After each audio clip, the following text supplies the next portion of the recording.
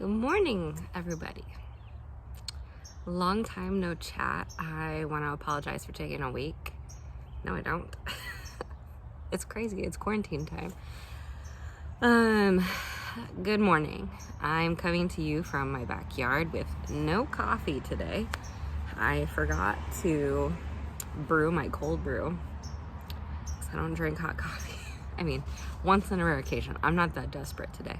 But I'm not leaving my house today, so no Starbucks. So we're just gonna grin and bear it this morning and get through no makeup, no coffee Monday morning for you. So I would like to take a brief moment and just talk to you about my week last week. I didn't post any videos, and the reason for that was, believe it or not, in quarantine I was extremely busy working on a project. Normally this time of year, when school is in session and everything is normal, we have been preparing for our annual spring plant sale for FFA.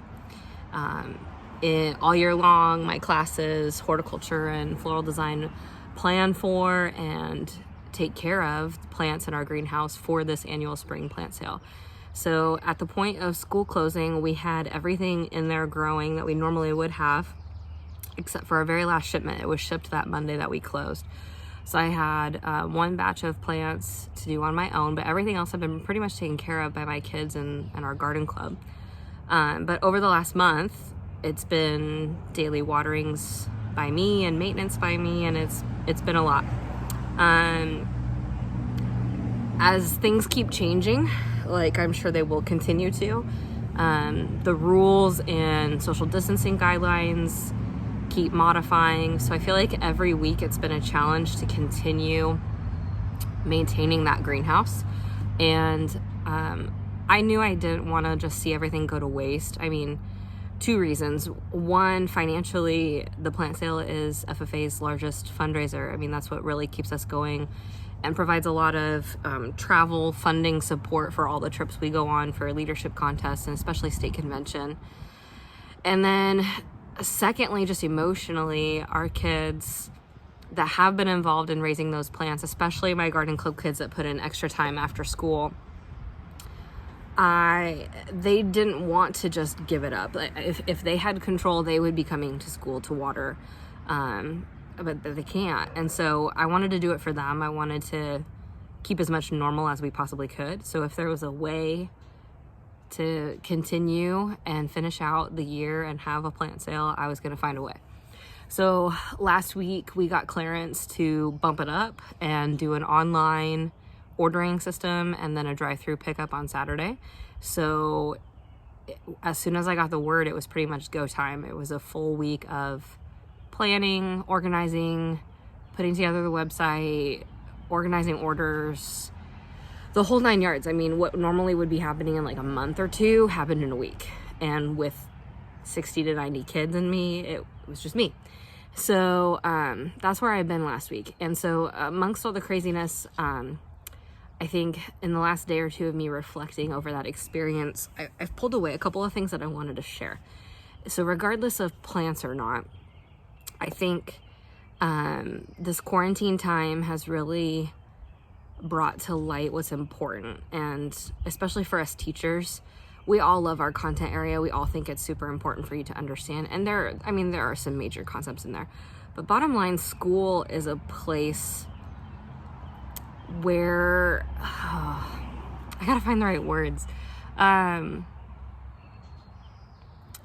Connection over content is what I keep hearing. We crave, and I'm sure the kids crave, a connection that they may not be getting at home, they may not be getting from their friends. There is somebody on campus for each and every one of our kids to build that special connection with that they need.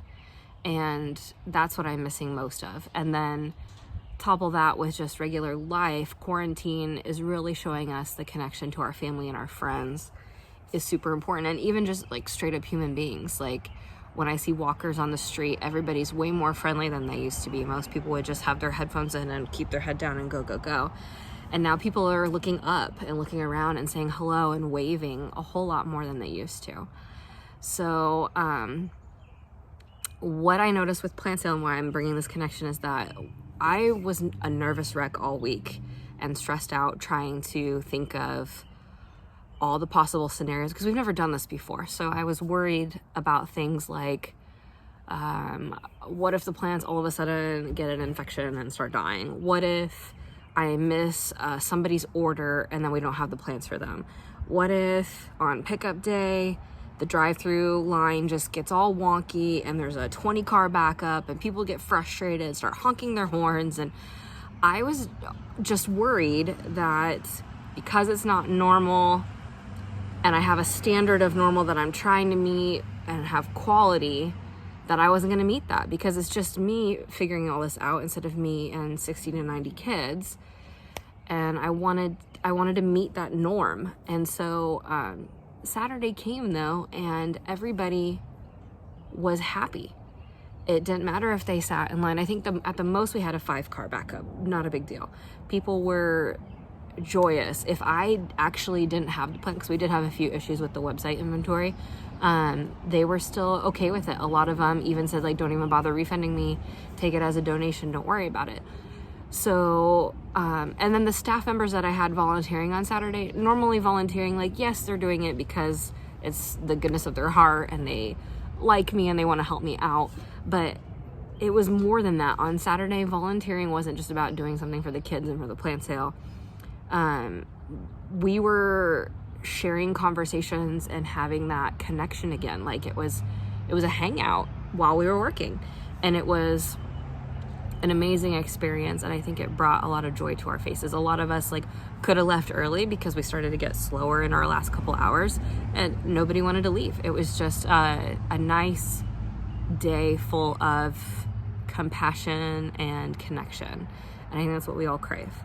So I'm sharing this with you for a couple of reasons. In between all of that, I was planning more for my garden, and I had dahlias to pick up from a farm in Conway called Twig and Vine. And Deanna runs that farm, and she has a thing called Growing Kindness. She has a whole Instagram page for it. I've followed it for about a year now.